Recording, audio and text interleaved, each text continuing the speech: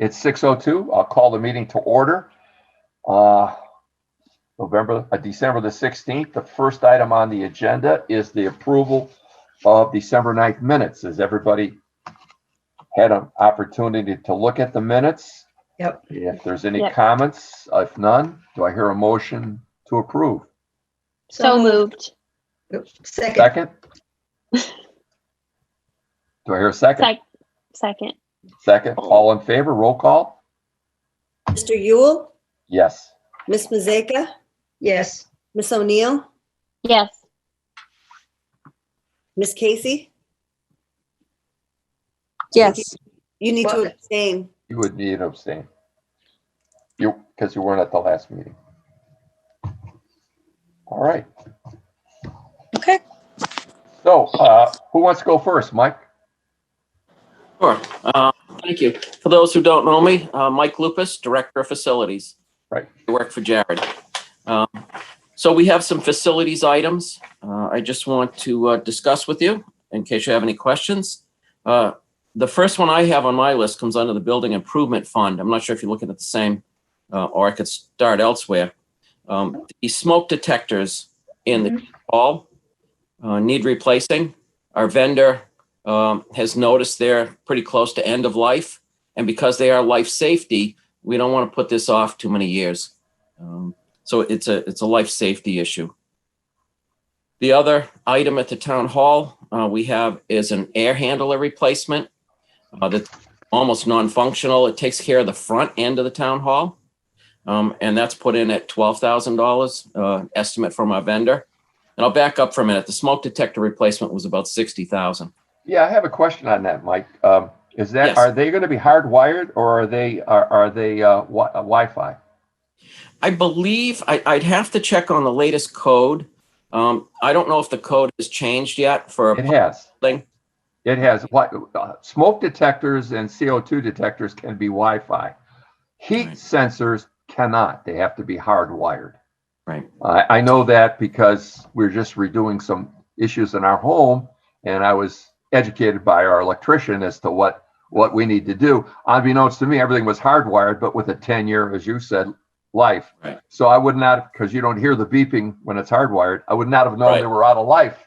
But he pointed Right. it out to me. They were long been out of life, even though they were still functioning. I mean, I tested them, but Yeah. And so I guess the code has changed because I was looking at 60,000, but that then turns into another conversation that we've already had with regarding town hall and Ethernet connections and stuff and Wi-Fi. Right. We have to make sure that that there's something there robust enough to support these things being Wi-Fi if that's Sure. the case.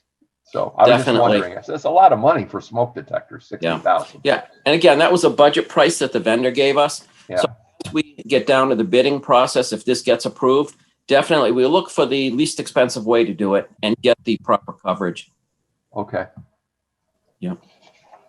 All right. Yeah. That's 60,000, and then you're at 12,000 for the air handler. Yes. Yeah. Now, with the green initiative, is that something that you and the town manager can work on as far as funding on this? Is this going to be part of I know we're doing it in some of the other HVC pieces of equipment, either a town hall, library, etc. Yeah, I'm not sure if this would qualify because I know in some of the schools, we've just converted over as part of the green community, some of the VFD Right. drives. I think it was, if I'm not mistaken, I'd have to look it up. I think it's Chafee and the high school. And that's part of the green community. I don't know if a total air handler replacement would be covered, but I'm sure that's something we can address with the town manager when she speaks with, I think Mimi Kaplan's one of the people on the outside that she deals with. Okay. Yeah, that's right, Mike. Mr. Chairman, I did speak with Jen about the town manager about that. She had mentioned, I think she had presented the Green Communities projects to the committee already, correct? Right. So it may have been a capacity issue there for the grant. She had basically said anything on the list in front of you tonight from a facilities perspective, it either didn't fit under the grant or her program and, felt that it was best presented separately as a separate capital request. So was kind of how she explained it quickly to me. I know she's moving the deck chairs because we're looking at different buildings and the need to maintain, and their need to be maintained or retained. for utilization. And that was broached at our last meeting as far as utilization of some of the buildings. So she was moving deck chairs around rather than retrofit a building that we may in the near future not need as a building, maybe moving that money elsewhere. So that's kind of why I raised it. Okay. All right. Next item, Mike. All right. I'll go down to, I'll stay with FY22 if you don't mind. Yes. Okay. We need a new roof over at the fire headquarters. The rough estimate's $250,000 from our roofing vendor. Mm-hmm. What's happened is over time now we have shingles blowing off the roof. The valleys, based on the architectural design of the fire station, we have constant leaks within those valleys. So we're recommending replacing everything with a metal roof, which would give us many more years longevity and protect the building. Yeah. Would a metal roof? Oh, sorry, John, go ahead. Go ahead. No, I noticed it was on last year's budget and it was for 150, but it also included doors at the fire station. When Deputy Chief Ballinger presented it, it was 150 for the North Station roof, plus fire doors both at the South and North Station, part of the 150. And I don't know what's coming out of onto the building improvement fund versus capital request on this. And I know we really just started to renovate the North Station, and that was out of the operating budget or the the building improvement fund. So I'm just kind of wondering where these monies are coming from, so to speak. Yeah. Well, I know at the North Station, they've had some funding of their own to do some improvements up the North Station. We pitched in a little bit, we did a kitchen for them. I had a little bit of surplus money in my budget. So we were able to put in new cabinets for them, which were falling apart. And I think we put in a couple new appliances for them. Other than that, they've been taking care of their own. But the roof there, we're just patching patches now, and throwing a couple $1,000s at it probably about every 10 to 20 days. I've got a roofing contractor up there. So we're blowing money like crazy trying to keep that roof at North Fire tight. And what we discovered last week, the metal deck, when you look up, we had to cut out the sheetrock in the garage bay where it had been leaking. And we found the metal deck now is starting to rust. So we coated it with like a rubber coating to try to preserve it. So I think out of everything, that's one of the most priorities we have to preserve that building would be to put a new roof on. And the latest price I got from our roofing contractor, based on the current condition of that roof, was $171,000. 171. Yeah. And what about some of the other issues, like the doors and stuff? I mean, because I know that North Station is critical to response times. Right now, Right. Leicester going down 56 can respond sooner than we can in our own community. And that's great for mutual aid, but it's not what it's designed for, mutual aid. Yeah, out of my normal maintenance operating budget, we're in the process of replacing the automatic garage door opener for the middle bay that's in the back. And that's something normally I would take a hit on in my maintenance and repair budget. If something fails like that, a garage door opener, because it is critical. So we had to patch the roof first because the water got in and shorted out the motor on the garage door opener. Okay. All right. So what we're doing is putting like we patch the roof, we hope. We put a piece of plastic over it, and now we have the order in to replace the motor itself. Got it. So And it all starts at the top, basically, with the roof. And that's where we discovered there's some rust up underneath there. All right. The other one that, Would, go ahead. Lauren? I was just wondering, would the metal roof also be conducive to like saving energy? I'm just thinking of it kind of from an environmental standpoint. Well, the metal roof I'm talking about is the deck, the original construction of the building. Okay. Oh, okay.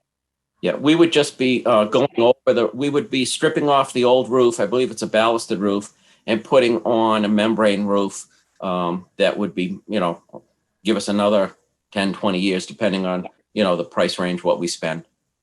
Got it. Thank you. Yeah. Okay. 20 years is hopeful with flat roofs. Yeah, exactly. Yeah. The one that I had skipped over here when we were talking about roofs was over at the fire headquarters, Right. we're constantly repairing the air conditioning system. One of the units, particularly that controls the upstairs, the chief had remodeled upstairs. He built a room for, I think, some sleeping quarters and moved the conference room. Mhm. Besides everything not being balanced anymore with the air conditioning, I have Steve and the maintenance guys constantly over there working on the unit, jump starting it, getting it running again. So the estimate we got from our vendor to put a new unit in. Now, we did replace a component of the air conditioning system. So this isn't from ground zero. So the 30,000 is to replace the rest of it. Okay, and again, is that because that's something that the town manager is entertaining under her green initiative, or is that coming out of the budget? I know, like I said, she's shuffling deck chairs on this. Yeah. I'm not sure if you know, Jared. I don't know. She didn't, Mr. Chairman, she didn't mention anything with respect to this system. So I can certainly ask her about that. But I know this, Mike, came to you through the fire chief, obviously, right? Right. And Yes. you've had some conversations with Jen that I'm Yeah. not privy to, or the town manager rather. So Yeah, I stay in close contact with Chief McDonald, and we're always talking about the repairs, what's needed, what I'm going to present, what he's going to present. Okay. That's what All I have Go for ahead, Mike. facilities in FY22. I'm not sure if you're interested in a couple more items for FY23. Go ahead. Get that right now. Mike, did you touch on the carpet replacement and wall repainting at library? Did we? Oh yeah, I think I skipped over that.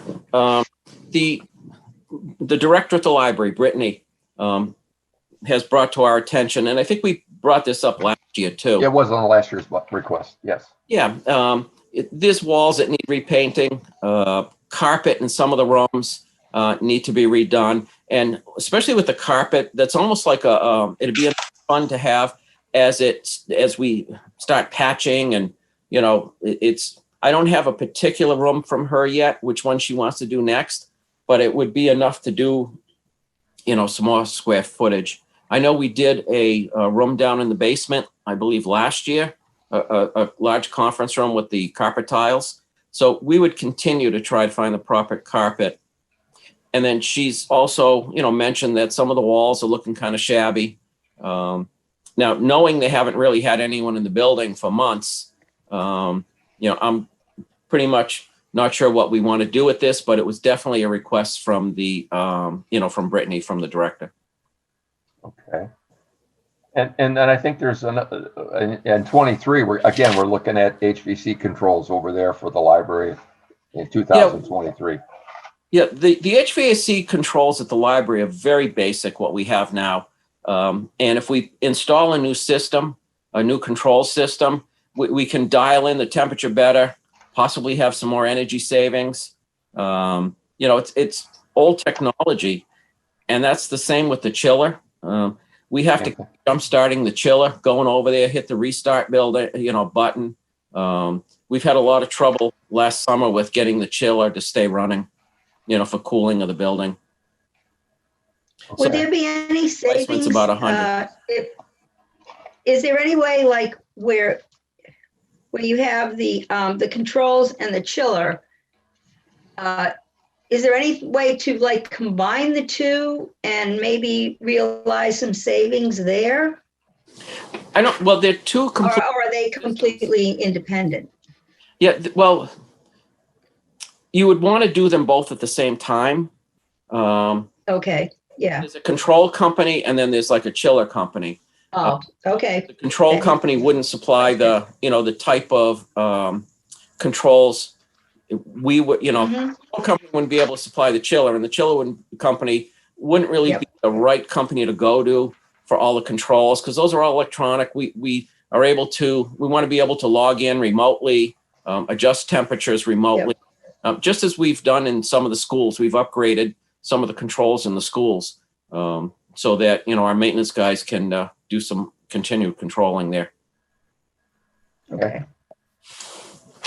Okay, then, now did you want to talk about, or maybe Jarrett, or Mike, I'm not sure who, with regard to, you got a request in here for 22,000 for the DPW for, in 22, what is this for? For maintenance of the school systems, additional equipment, ground maintenance. There's some things in here. Who's going to talk about that? Oh, I can pick up from here after, with highway, fleet, and parks and cemetery items. I just wanted to have Mike in here. I'm very Sure. thankful, Mike, that you joined me here to go through the facilities items. And if there's no other questions from Mike, I'd let him jump off now. Anything you want to add, Mike, or anybody want to ask Mike a question on what we've already covered? I don't have anything additional, but I am open to questions. No, that's it. And I'd like to just, take a moment just to thank Mike, for his assistance in preparing this. It started our conversations before my official start date here, and he took he had a real heavy hand in lending some assistance to get this put together. So thank you, Mike, for that, and thank you for being here tonight. Yes, You're Mike, welcome. thank you. Oh, you're welcome. All right, if I'm good, I'll sign off. All right, Mike. Well, thank you I again. think so. Have a good night, Thank Mike. you. Thank you. All right, stay safe tonight. Bye. All Yeah, right. you Bye. too. Happy holidays. Yes, happy Thank you, you holidays. too. All right, Jared. Yeah, so I guess I'll go right into some highway-related items, starting with roadway rehabilitation gap funding. So I think to most of you, I'm assuming this isn't anything new, right? This has been sort of a recurring program since even I was here my first tenure, going back a couple of years now. And really, this is just what it says. It's to cover the gap between the funding that we get from annual Chapter 90 and what our asset management program is showing we need to maintain our network pavement condition. And, as it says in here, the gap funding, this is not quite enough, but this is just what we've been accustomed to and what the town could afford. This is actually what we were dedicating back when I was here. And obviously with inflation and that sort of thing, these costs keep growing. So we're just barely able to hang on with this level of funding with the $1 million a year. And hopefully the goal of which not to slip any further with our overall pavement condition. So I look forward to getting into our program again. And, I've got my own philosophy and approach to what repair alternatives and the like that we'll utilize in town to hopefully gain some more coverage, and really the goal of which to spread this money the best we can, and inject the most value into our pavement network. So that's what the first item is here. And that's obviously, you'll see that for out years as well. I know we talked to Sean about this in the past, Jared, and he was entertaining doing some small repair, road maintenance himself in-house, renting some equipment. Are you still looking at the possibility of doing some things to mitigate? Because I know this $1 million, our 500 from the state, which is kind of stuck in time, it hasn't really changed much. It's Right. 500 and change, and that's it. And we've added the other $500,000 to come up with the $1 million. So 500 from the state, 500 from us. We've been Which is doing that for fantastic. 2 Not years. a lot of towns do that. Well, that's just to maintain what we have. Now, towns like Spencer have done what we had proposed that was not accepted by town, to borrow money over a period of 5 years at $5 million in three steps. So it didn't have the impact on the taxpayer, and it was spread as we were retiring other debt on past borrowings. Mhm. And to get these roads beyond what they are maintained, and they're not in good shape, and bring them up to acceptable levels of road and I think Spencer was successful in doing that. I think they went out, we were looking at 15 million. I think they went out at 19. Really? Yeah, there are other communities that have done this, and our community, for whatever, decided not to, but we're hanging on by a thread. Yeah, Just doing absolutely. what I we're mean, doing. that would reset the clock per se. That tackles a big chunk of your backlog. I mean, that was anywhere in the tune, probably at a minimum of 15 million to probably more upwards of 20 million to go and replace every road, basically bring it up to Right. fair condition. Well, So and 15, starting with the worst, with your computer program that assesses Right. the road conditions by mile, and then you start with the worst and work your way down. that's so right. to Just speak. trying to be objective about it to spread the dollars, the dollars that we do have. Certainly with that, if the borrowing had gone through, that would have, again, reset the clock. That would have been a huge improvement. The goal is to get the roads in a fair state where we're doing mostly preventative maintenance work, Right, which is low cost, instead of doing more of the structural improvements and the rehabilitation work, which which is you get nowhere. You just tread maybe water. facing the worst streets and keep falling behind. So So I was just wondering, are you thinking about maybe doing some of these things that you can do in-house, not major, but renting equipment, doing some rejuvenation, or so to speak? I think with our capacity, with the resources we have, there's an opportunity for some localized patching, maybe to do some more, not like the two guys with the truck that you see patching potholes, but maybe some larger areas that we could address on an otherwise decent road where you start to have some deterioration, that we could nip that in the bud.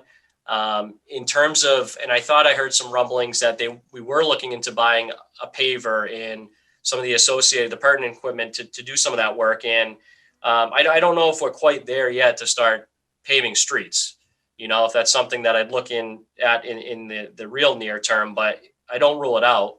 Certainly, I know Webster does quite a bit of work, and maybe 1 to 2 miles a year with their own forces in their own paver. And then they'll do additional work, more extensive work with their Chapter 90 money, or buy equipment, which we don't want to. Or in our case, we were looking, I think, at renting, getting our guy, getting a toe in the water, so to speak.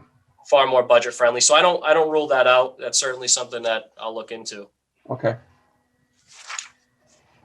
So next item, and the next two items I understand were prior requests, starting with the Leicester Street Bridge Rehabilitation Project. Another project I'm quite familiar with. I think when I was last here, we had done some shoring work. Essentially, we built it looks like Jenga, a Jenga set underneath these crippling beam ends, just as a stopgap, and to appease the state, really, so that they wouldn't come in and close 56. Really, that's what we're looking at here, is that given the state of the bridge, their annual inspections, that it's in such poor shape, where they could at least close one lane of 56, if not both. We have a consultant on board that has some fairly regular communication with the district bridge engineer, just to let them know that we're working on our design. We do have this in mind, and in good faith, we're trying to proceed with the project. But again, that's kind of what we're looking at here. Should we not get to this project within the next few years? So I think we were looking at state money, grant money, because there is grant money out there. Last year, when I had heard these two items accelerated came up bridge, last year. maybe. I'm not sure what the status of those funds are. If that, that was in some notes that I had stumbled upon. Yeah. But yeah, I'll always look into some grant funding to obviously offset. I think the town manager was looking at that, because we were unsuccessful in getting money for the Sacarapa Bridge. And we were looking at these two items in lieu of that funding, because it wasn't, in state's terms, it wasn't a bridge, it wasn't a dam. Even though it was a bridge and built as a dam, the state didn't see it as being either, and didn't give us money. They turned us down on both sides. So I think I applied for culvert grant assistance on Sacarapa, municipal small bridge money, and it just was in that sweet spot where, I even got in the middle of that to try to, where the span actually got bigger, to try to hit and measured it from there. And they went out with their own people and nixed that. Right. But and the problem is with Sacarapa, that you mentioned it, I just started meeting with all of our consultants and contractors on these ongoing projects, is that they don't look at it as a dam, but our engineers are concerned that it functions as a dam, because you have that impoundment. So they're actually designing these very extensive retaining walls down to essentially bedrock or glacial till, so you have no seepage underneath it as in a dam. So we have to design and build it as such, but we can't get it funded accordingly, which is unfortunate, because now that price has actually gone up a little from my last discussion. Well, we were at 800,000, and I don't know where it is now, because they wanted to also be historically pleasing, if you will, besides being functional. Exactly. So we are at, from my last meeting with them, just as a little sidebar, but the construction cost estimate is around $990,000. So we have $800,000 appropriated. We've already spent a little over 100 on the engineering fees. So that leaves a gap of a little, 340,000 or something that we're going to need to find to facilitate this project. So I'm already planning that it's likely going to come out of our local roadway funding or Chapter 90. anything that we have kicking around in FY 21, because I can't see us going back and asking for more money there. Well, I can't see us taking away from our road funding, basically, where we're just talking about treading water. Now we're not going to have roads we're going to have roads that further deteriorate if that's at all possible. Essentially, That's why yeah. these two items, I think are going to have to be addressed by this, between the town manager and state, as far as grant monies. There's no way a community our size can entertain either of these, but Okay. on top of what we've already done with Sacarapa. Yeah, of course. Okay. And then that leads into Mckinstry Plan. So that's the other project you're referring to, Mr. Chairman, I'm Yeah. assuming. Okay. So I had met with our engineering consultant on this as well. We've advanced the design nearly 90% or so on that. And we'll submit again for the dam and seawall grant funding. Right. I know, talking with the town manager since I've arrived here, she has some contacts in some appropriate organizations that we may be able to leverage and at least have some meetings with and see if, how that bodes for our grant funding chances of receiving an award. So they'll fund up to 75% of the project cost. So that's where you see that range there, is that depending on the grant outcome, that would be the cost borne on the town. Be 172 net, basically, if we were to get the money. You're right. That's right. Yep. And add that to your 190 shortfall. Now we're talking some bigger money on the Sacarapa. Yeah, Sacarapa I thought was just laying in wait and ready to go. So that was a bit of a surprise, that last meeting there. And that was, I think, a big portion of that was not only the aesthetic component for the historical commission, but because they looked into it and it almost functions as a dam, these walls that they had to build out of reinforced concrete down so deep are extensive. So that became a much bigger project, I think. All right. Anybody have any other questions on any of these items? Yeah, anything highway think related, so. those are the only ones. Now you have some equipment that I'm not clear on. Last year for capital equipment for vehicles, we gave Sean $150,000 to go out and lease vehicles. And when I say lease, these were vehicles with a 20-year life that we're going to have a 10-year lease for like 3% or less, because money's cheap right now. Not the traditional leases that we're all familiar with.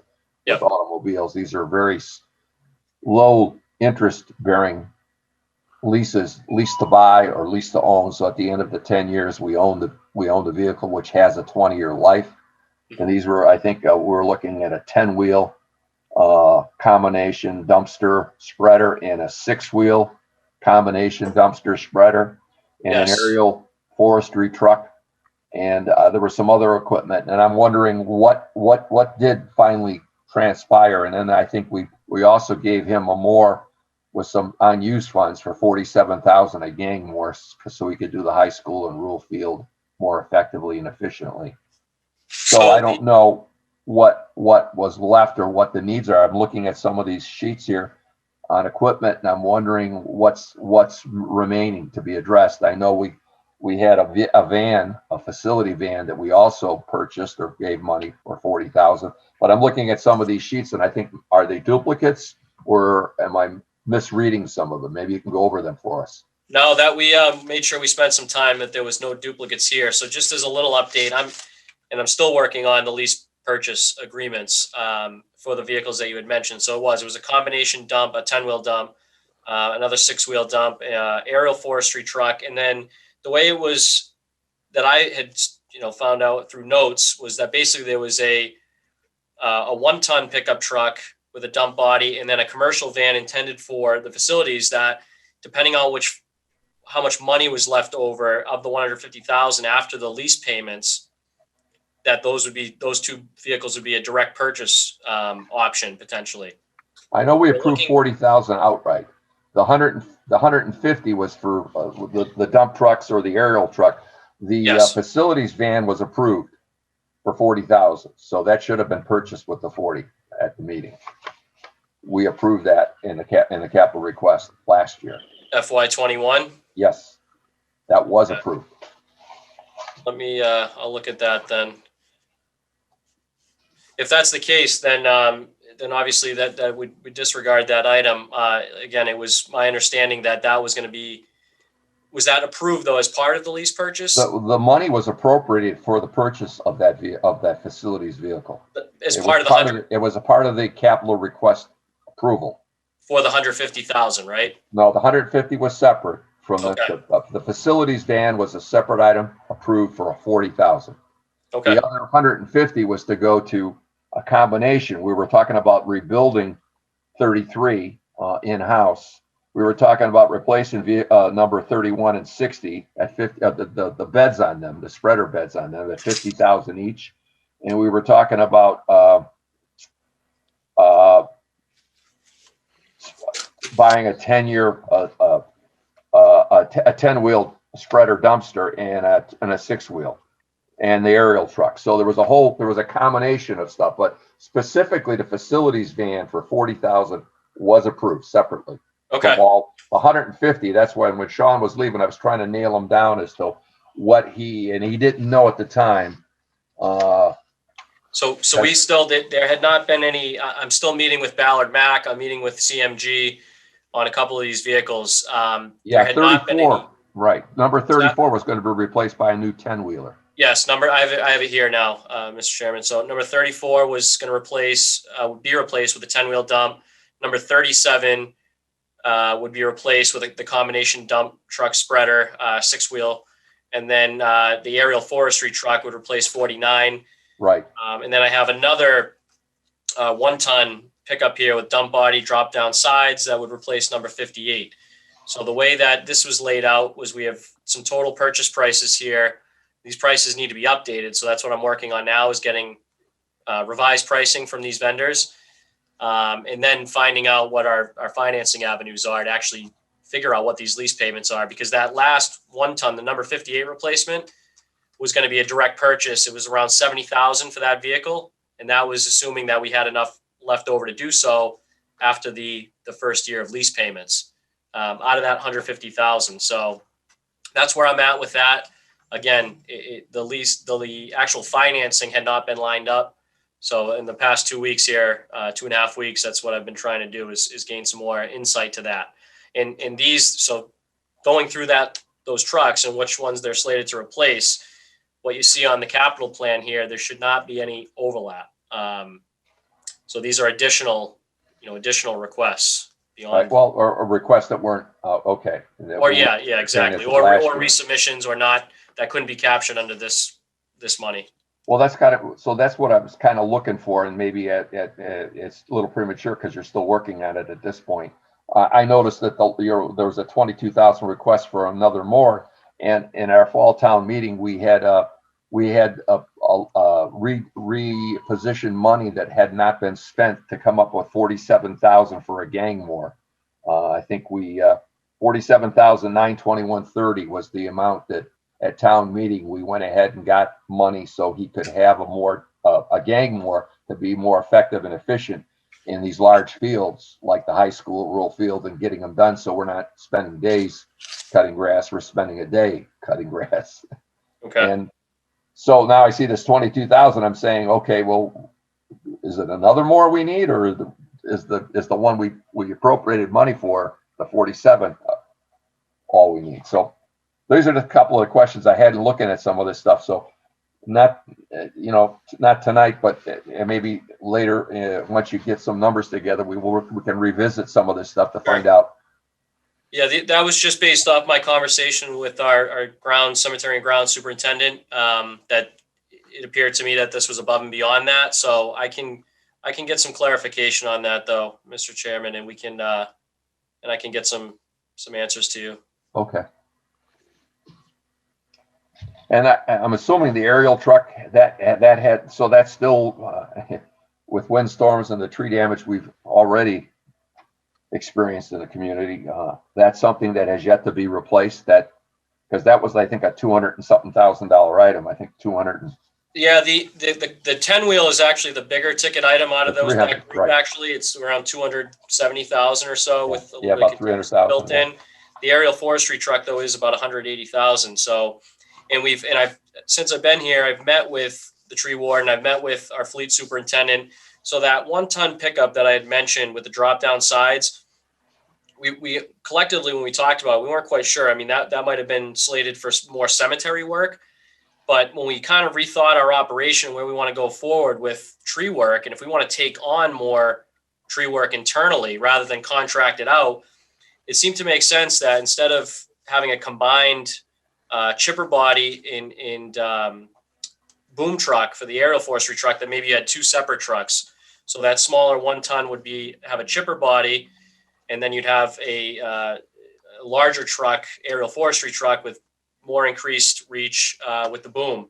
And that would actually lend us more maneuverability in the cemetery and tight spaces, because otherwise you got to use that big aerial forestry truck to pull your chipper. And it just seemed like that. So that's kind of what we're entertaining now, is just a slight deviation from what that 1-ton truck, what purpose it may serve. So because to my knowledge, it was not promised to the cemetery and grounds folks that vehicle was coming to them. So it seems to align better with our overall plan for our forestry division to maybe go that route. So that's just another little development. Okay. Yeah, I know. I'm looking at that 40,000, and I looked at my notes here, and I know that what was funded was that 40,000, not part of the 150 that Sean was given to go ahead and work his magic, so to speak, on getting and spreading that. And I know that it's not lost on any of us that now becomes part of your operating budget going forward. Yep. So that now those lease expenses, future lease expenses for the next 10 years, exactly, come out of your operating budget. That's less money you can spend on gas, oil, wages, whatever. That becomes part of your operating budget. So, yeah. But money being cheap and life of these vehicles being a 20-year life versus a 3 or a 4, we can borrow money over a 10-year period, half the life at a low rate. So that was the thought process on that. No, I think it makes a whole lot of sense. And I'm looking at, and depending on how things trend going forward, but looking at some of these future requests, and maybe that's an option going forward for another sort of package of equipment. So not ruling that out. I guess, for me, this is my first foray into the lease purchase agreement. So once I get more information from both the vendors and on the finance end, I'd be interested to see how this pans out. But I'm very hopeful that it could be a good option for us going forward. Bring our fleet up to date more timely, because the lease option is it's more budget friendly, right? So right. Were you able to purchase the trash truck, the 139,000 that took out of? I'm working on that with the same vendor that's looking at a couple of these vehicles from the lease purchase. They're also looking at that. So there was no progress. He had submitted a price basically. So again, that's in the works as well. I'm looking at the sheets from last year. Yeah, that was 139,000. 139,000 was approved from available funds, and right above it is the purchase of the facilities vehicle from a levy lease that was funded for 40,000, and then above that was that 150 we've been talking about, which was the 10-wheeler replacing 34, the spreader bodies for 31 and 60, and to replace the frame on 33. And that was the 150,000. And then, of course, Sean, I think at the time, said he wanted maybe to do something different with the 1-ton truck that we talked about. So that might have been where, with a conversation that I had with the tree warden and fleet superintendent, that maybe that was part of the conversation they had. Right. But the reason I'm bringing it up is the money was appropriated. It should be there for you to purchase that facilities vehicle, that 40,000. Okay. All right. I'll look into that, Mr. Chairman. It was, again, I didn't see that in the documents that I was reviewing. I talked to the finance director too, and don't recall that coming up, but I can, if it's there, we'll go out and purchase it. Yeah. Well, it was on my final sheet. Like I said, this is the sheet I'm looking at, and that's what was what was approved versus what wasn't approved. Now, what wasn't approved was about $4 million I think it was 4,836,000 was not approved versus what was approved, which was about 1 million. I think here, what do we have? I forget now, 1 million something here, but and that 40 was part of it. So I just want to make you aware, but I know you're jumping into a lot of this stuff and looking at Yeah, notes. So I just wanted to point it out to you. I appreciate, you know what, I'm looking at a table in the back here, this folder I put together, and I do see the facilities van, levy lease, 40,000. I guess maybe I was mistaken under which, whether it was under the funded or not funded column. It's pretty clear. It was under the funded column. Yep. No, I do see that. It's been like drinking from a fire hose is how I've been describing it. I know. Well, I just wanted to point it out to you, 'cause, yeah, I know you're in conversation with on the trash, so maybe Yes. adding this to that conversation, you may get a better price on both vehicles. We're actually, yeah, because we're moving forward with the price of the van regardless. So we're making progress on that front. And I had just noted it to CMG, to Paul King there, our rep, that I wasn't sure if we had the funding, that we were going to put it in just in case, but it's there. Great. So when he gets us the price, we'll move promptly on it. Right. Okay. All right. As far as fleet, are there any other questions? Or unless you wanted to go look at out years on the fleet side of it, I'll move to cemetery and grounds, or parks and cemetery. No, go ahead. I mean, things.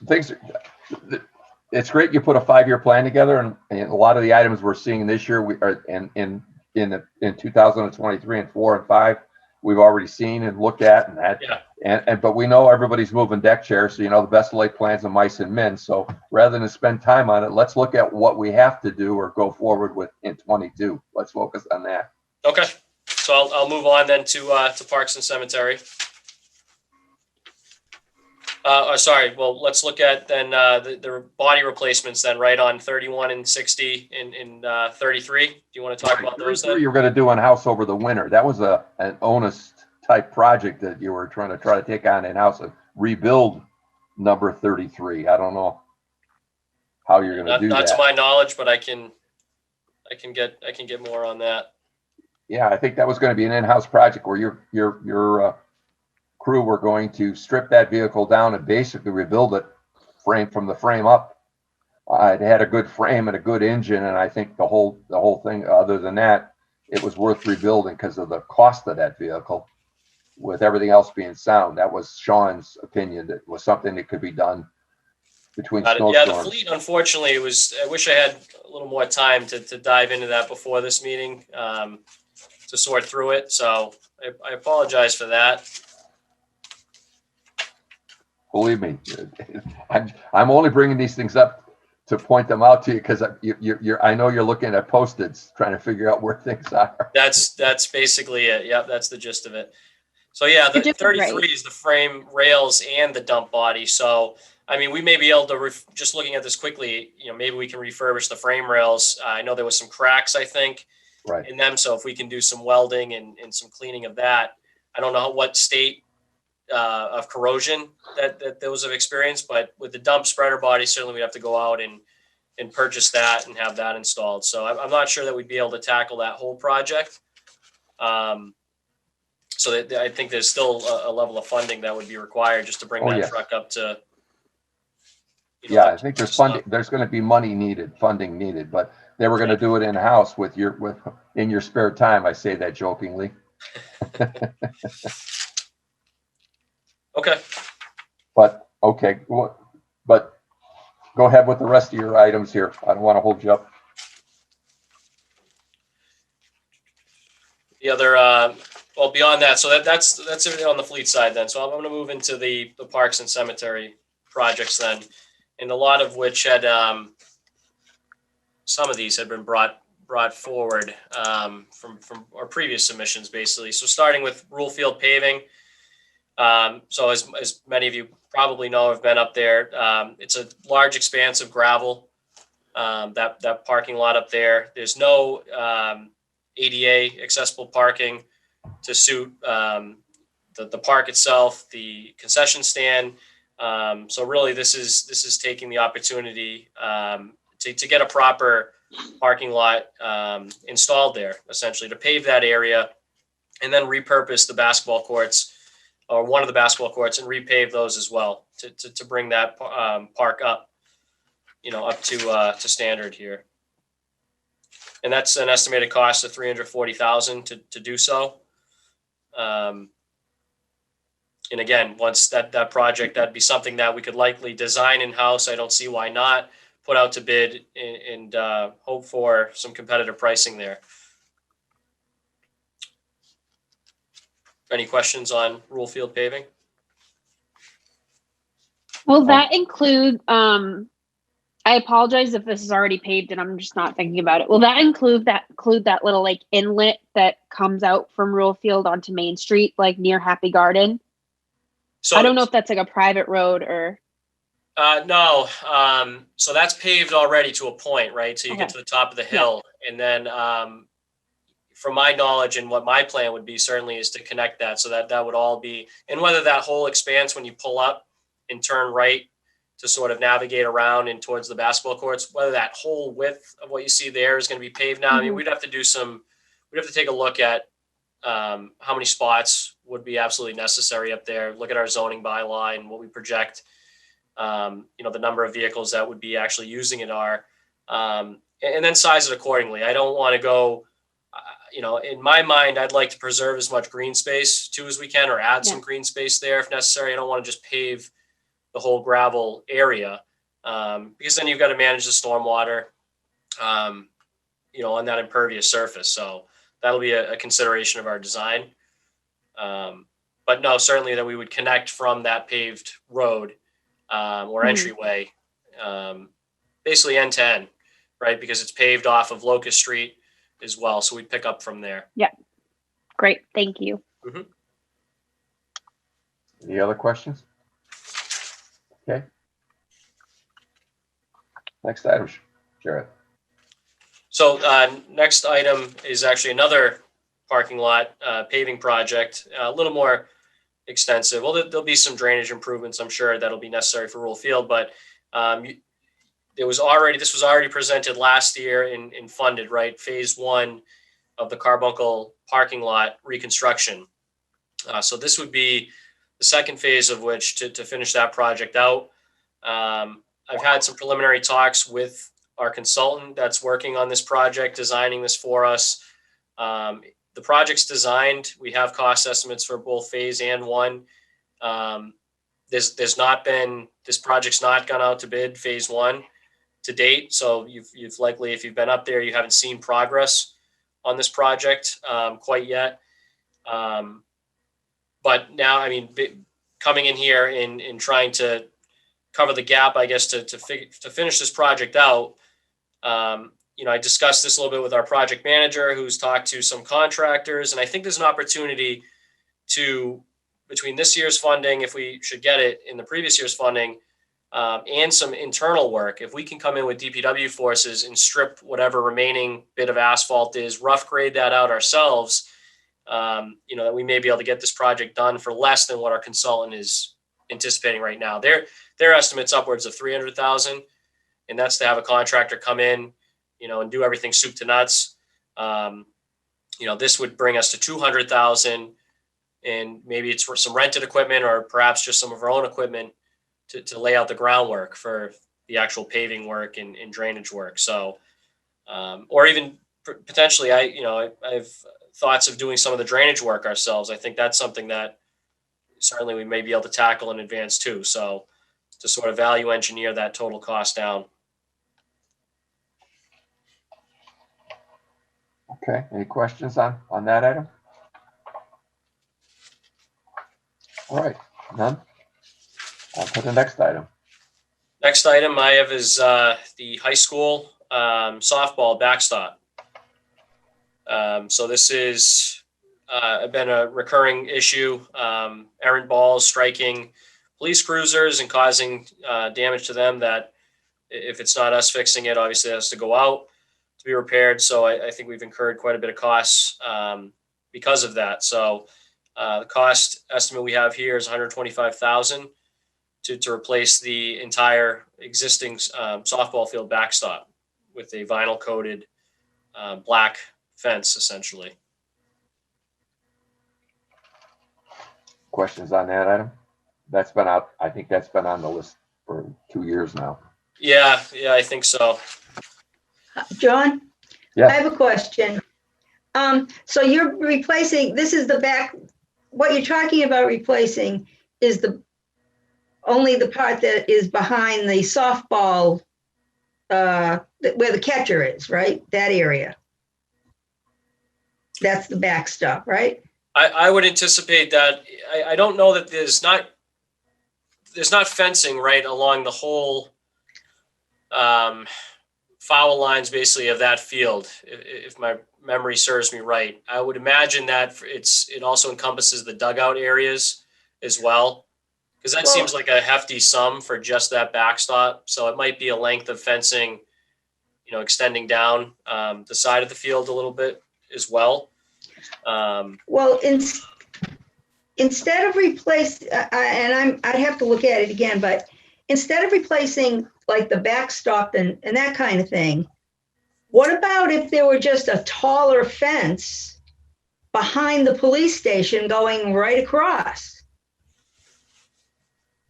So we did put up some. Is that like an alternative that maybe should or could be looked into? I'm open to all possibilities. Again, with just getting into these projects a little bit over the past couple of weeks. Yeah. That I'm certainly open to value engineering some of these down if we can come to a solution that or another alternative that'll meet the needs and the solution. I'm all for that. I mean, how tall does this thing have to be? Do you know? I don't know offhand. I know we've done one. Well, we had done some fencing work when I was here up at Rule Field, but that was, I would say it's in the tune of 15 feet or so at least. It's not, and then what it does is too, it comes out at an angle usually, right? Right. So it's not so much the overall height, but it extends up so that it catches the ball before it sails over the fence. Yeah. Otherwise, you could have a 30-foot fence if it's just straight And it's up. going to make a difference, right? It might not. So. Okay. Thank you. Welcome. Next project is the Greenbrier tennis court reconstruction. So I'm assuming you've seen this one too, probably in the past. Yes. But this would be to reconstruct the entirety of the tennis courts. They're severely cracked and unsafe at the moment. This would also, it looks like it will also include some fencing and lighting, so that it's basically a full-scale reconstruction of that facility.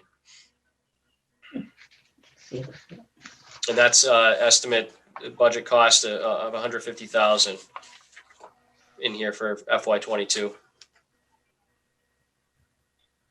Now, does the Recreation Commission have any input on all of the things like this? They do.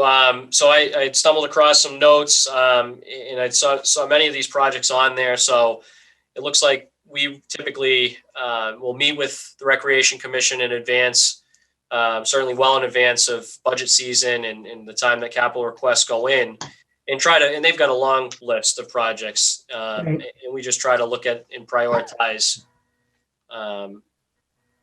the ones that they want to see done. We just try to objectively prioritize that list. So these are the ones that had kind of come out on top, that have been either presented in the past or are new requests here. But Well, one that comes to mind, and we funded it through a grant or trust money, was to do for $25,000, I think it was to do a study or an analysis of artificial turf yes, replacing at Rural Field, if I remember. I don't know what the outcome of that was, but that was over a year ago that they were supposed to, the money was funded for 25 to do a study. I don't know what the outcome of that study was, but I know that currently Rural Field is beautiful. yeah. And I know in talking with or looking through some notes, I think a project that you don't see on here is rural field irrigation. So Right. Maybe the study should come first, certainly, and then that was another project down the Right. road. It was just 300,000 to irrigate, but right now the grass there is, it's the envy of anybody that has a lawn that would love to have that as their front lawn. Absolutely. So if But, you see me looking without the over to my irrigation. right, I've got a list here on my board of all prior capital projects that to my knowledge, are outstanding, and there's still progress to be made. So I'm looking for the turf feasibility study, and I had seen it on a list somewhere. I don't see it on this one here. So I know the money for 25 was appropriated, so I don't know if it's been bidded and a contract signed, but that was out there. And that, of course, that ties into irrigation versus artificial turf and all of that on that Yep. field. Currently, the field is fine.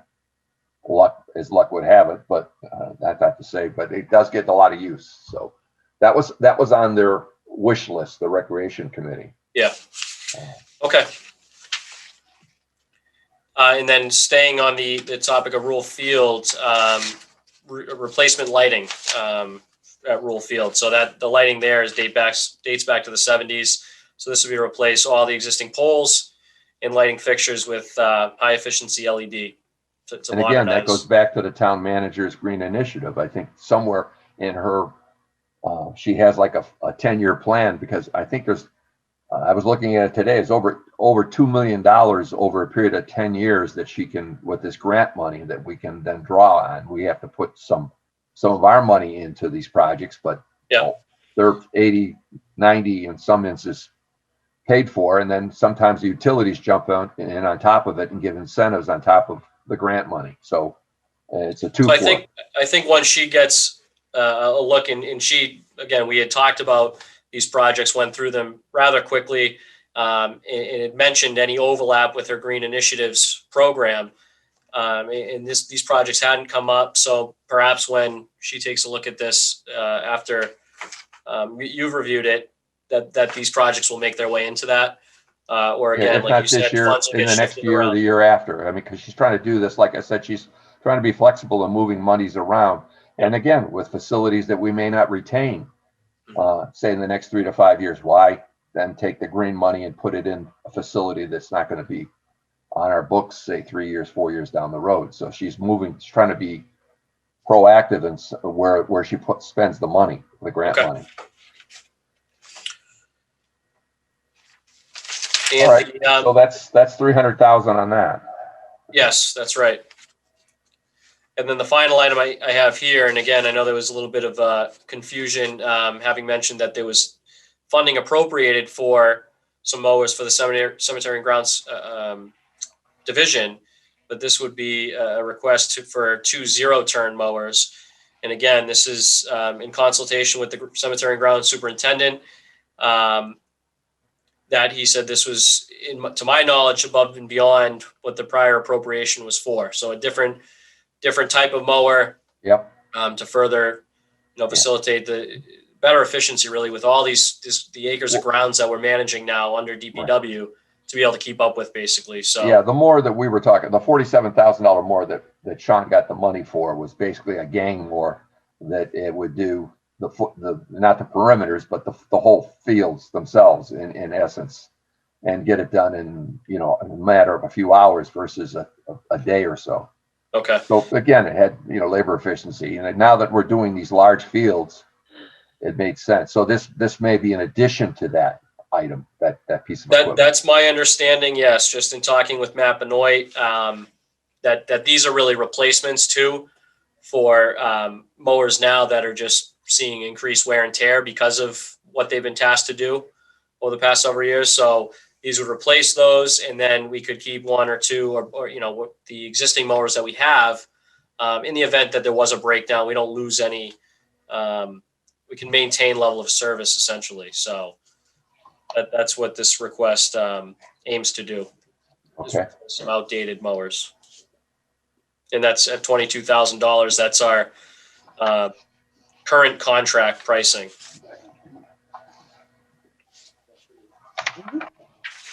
Mhm. And that's, I believe, all I have for FY22 across our different operating divisions here. I know that there was some additional facilities, school-related projects that have already been presented by Mike and Justin Ledoux. Right. I don't know if there's any questions on what we've gone over on the fleet and highway and cemetery grounds front, but I'd be happy to answer any additional questions or. Well, you can get back to us when you decide on, because you're in the midst of it right now. I mean, Yeah. what you're going to do with that 150 and what you can and can't do and how far you can make it go. Yep. But I did and check out the 40,000 that was funded for the facilities Certainly. grant, because that was separate from the 150 and it was funded. Yeah, that's a critical path item as far as prioritizing a lot of the things here is getting that lease purchase underway, getting the financing sorted out to really see what we can tackle and what equipment we can get with it. And then it takes, 8 to 10 months or so just to get this equipment after we've built it, with the vendor, and then sign the papers. It takes a long time to build these trucks, right? So the longer we wait, the longer that we can put them into service. So we have to wait to put them into service. So that's certainly a critical path item as far as I'm concerned. Right. Yeah. And these are vehicles that we need, especially like tonight and tomorrow. These are vehicles that are going to be out on the road, salting, Yes. spreading, plowing, and they take a lot of abuse. So That's right. getting the new ones, the replacements in the field is critical. But Mhm. I know you're walking into it, so now trying to figure out what's what. So I just pointing out to you, once then we'll know what else that it doesn't address. No, I The items thank that you aren't for. addressed that need to be considered. I thank you, Mr. Chairman, for the insight and that's because some of that information was not apparent. So that's very helpful. Well, we're here to work with you, and we're glad to see you back. So I'm happy to be back. I couldn't be more happy, my wife included. So very happy to be back. all right. Is it any member of the committee have any other questions for Jarrett? If none, then Jarrett, I thank you, and we can talk offline if you have any questions. I'm available, and I know the town manager is always available to you. So, and I'll be happy to see what it is you're able to accomplish, and like I said, then also more importantly, what it is you aren't that we need to look at, things that still need to be addressed. All that said and done. So, Yes. thank you again. Thank you, Appreciate Mr. it. Chairman. Thank you, the rest of the committee. Thank you, Trish, as well. Have a great thank night. you. Be safe. Thank you. You too. All right, any old business? If none, the new business would be next meetings, and right now we have none scheduled it'll be in the new year, and I think, Trish, correct me if I'm wrong, it would be operating budgets at this point. Are we done with capital requests? Done with capital requests. We are done Wow. tonight. Yep. So it'll be just regular budget, probably in February, I think. February, okay. All right, so that would be sometime in the future of the new year. Yeah. All right. That being said, I want to wish everybody a Merry Christmas and a Happy New Year, and stay safe. Yep. You too. Yeah. Merry Christmas. Thank you. You too. You too. All right. Do I hear a motion to adjourn? So moved. Second? All right. Second. Roll call. Mr. Yule, Yes. Miss Mazeka, Yes. Ms. O'Neill, Yes. Miss Casey. Okay. Motion accepted. Right. Meeting adjourned. Take care, everybody. Thank Hi, you. everybody. safe. Be safe. Hey, Merry You Christmas. too. Merry Christmas.